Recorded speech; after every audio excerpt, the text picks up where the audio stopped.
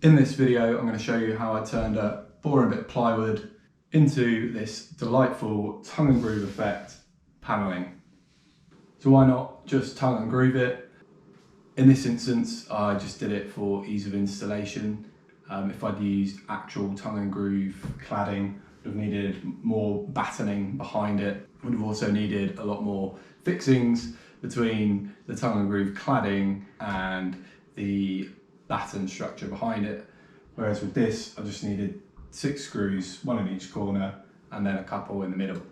There's a few other advantages. Plywood is also a bit stronger and better at holding screws than pine tongue and groove. I used a 12mm structural ply which has WP glue, which means basically it's not going to delaminate if it gets a little bit wet. Obviously important when you're installing it next to a bath. Could have also used MDF, which would have given you a better paint finish, but again, because of the application in this instance, MDF isn't a particularly good choice because it soaks up water if it were to get wet. So I use my trim router with a 90-degree angle cutting bit. So the first thing you need to do is decide how wide you want your panels in your tongue and groove. So I went for 92mm, which I think is a standard size of cladding. So rip that to size on your table saw.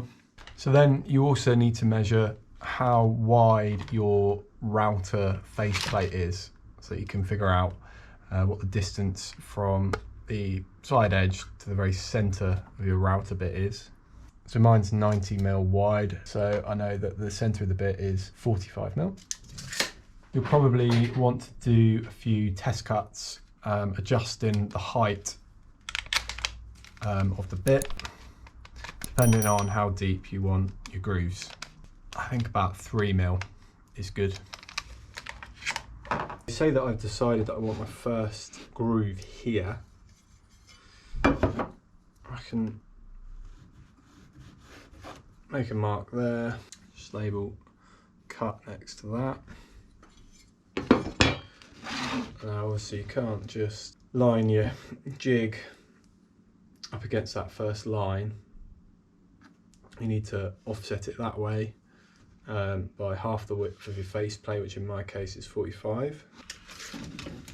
So I start that bang on 60mm. I then want a fence there.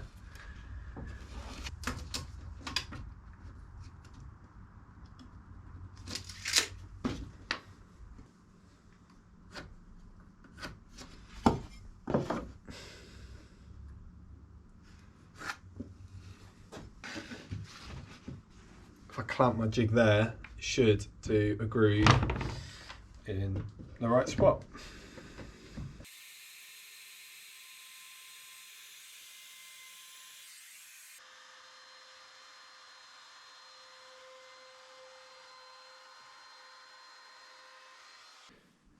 So you can see there that I'm bang on the cut line that I wanted, but that groove is probably a tiny bit too shallow, so I've just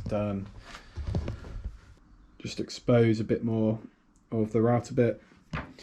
It's worth using a set square just to make sure that your jig is square to the panel that you're cutting.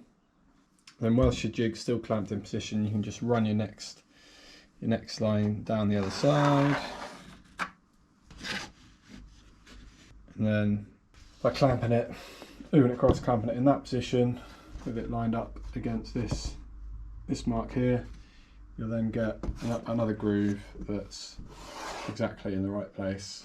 You just follow that process down.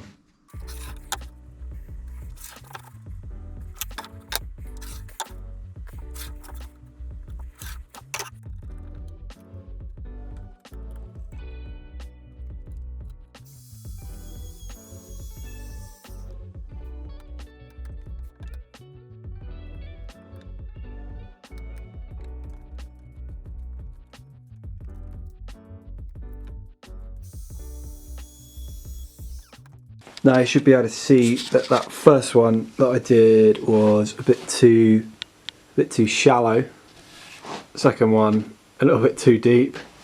And then finally, third one, pretty much bang on.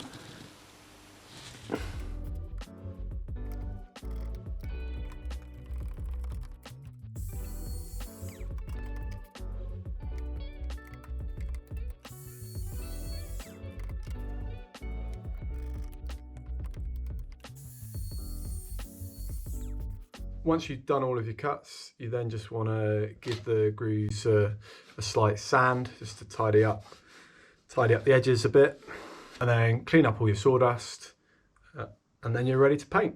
I used a Rust-Oleum chalky finish charcoal grey, and then sealed that with again a Rust-Oleum clear lacquer. So there is another method of doing it without drawing all the pencil marks across the panel. You take your designated width panel and then subtract from that half the distance of your faceplate. So in my case that was 45. So I would have done 92, take 45. So we've ripped this down to 47. I would have then basically just lined this up with the center of the last groove, and then done it that way. And I figured, seeing as I'm painted it anyway, it doesn't matter. There's a few pencil marks on there. With that method, you may also get a little bit of run out. If one groove's slightly off, you've then basically datumed all your subsequent grooves off of that dodgy groove that you've done. So pencil marks might be a bit more consistent. Okay, so that's how you do it. Let's take a look at the full process on the bath panel.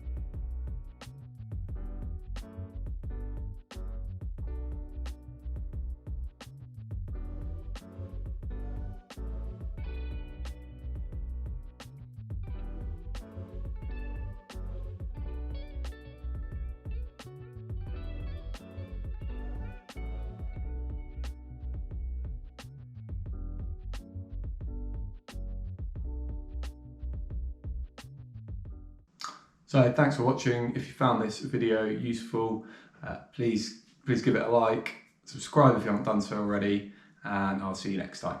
Thanks.